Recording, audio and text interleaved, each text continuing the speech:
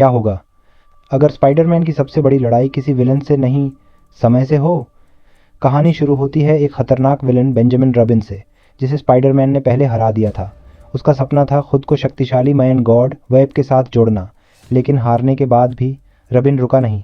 वो सही मौके का इंतज़ार करता रहा स्पाइडरमैन से बदला लेने के लिए। और फिर उसने एक ऐसा प्लान बनाया जिसने पीटर पार्कर की पूरी ज़िंदगी बदल दी। रबिन पीटर और मेरी जेन को पकड़कर एक ऑल्टरनेट डायमेंशन में भेज देता है, एक ऐसी दुनिया जहां उन्हें मायन गॉड के लिए बलि बनाया जाना था।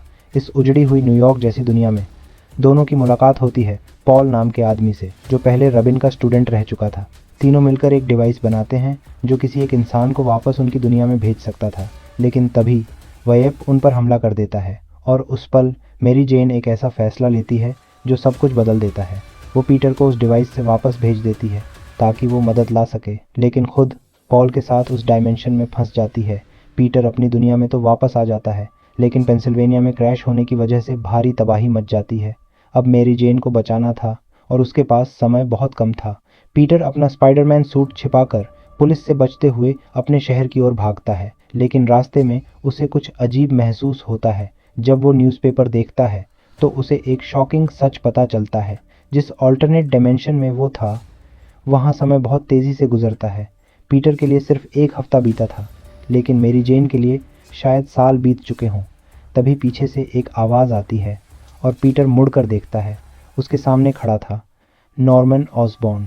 पीटर गुस्से से भर जाता है। वो उसे तुरंत वहाँ से जाने को कहता है, लेकिन नॉर्मन कहता है, मैं सिर्फ मदद करना चाहता हूँ।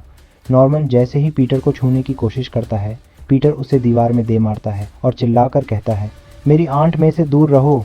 अब पीटर को समझ आ चुका था उसके पास वक्त नहीं है। वो सीधे बैक्स्टर बिल्डिंग पहुंचता है, उम्मीद करते हुए कि फैंटास्टिक फोर उसकी मदद करेंगे, लेकिन वहाँ ह्यूमन टॉर्च और थिंग उसे रोक लेते हैं। पीटर अपनी पूरी कहानी बताता है, लेकिन उसे पता चलता है कि रीड रिचर्ड्स और सूजन अर्थ पर ही नहीं है। पीटर खुद लैब इस्तेमाल करना चाहता था, लेकिन उसे रोक दिया जाता है क्योंकि एफबीआई को पेंसिल्वेनिया ब्लास्ट साइट पर स्पाइडरमैन का सूट मिल चुका था और अब कैप्टन अमेरिका खुद उसकी जांच करने आ रहा था। लेकिन पीटर इंतज़ार नहीं कर सकता था। मैरी जेन खतरे में थी और हर सेकंड उसके लिए भारी पड़ सकता था।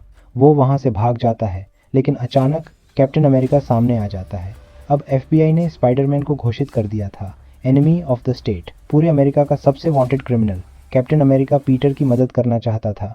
उसे यकीन था कि पीटर बेगुनाह है, लेकिन पीटर के पास समय नहीं था और मजबूरी में उसने कैप्टन अमेरिका के चेहरे पर मुक्का मार दिया। फिर कैप्टन की शील्ड छीनकर उसे दीवार से दे मारा और भीड़ में गायब हो गया।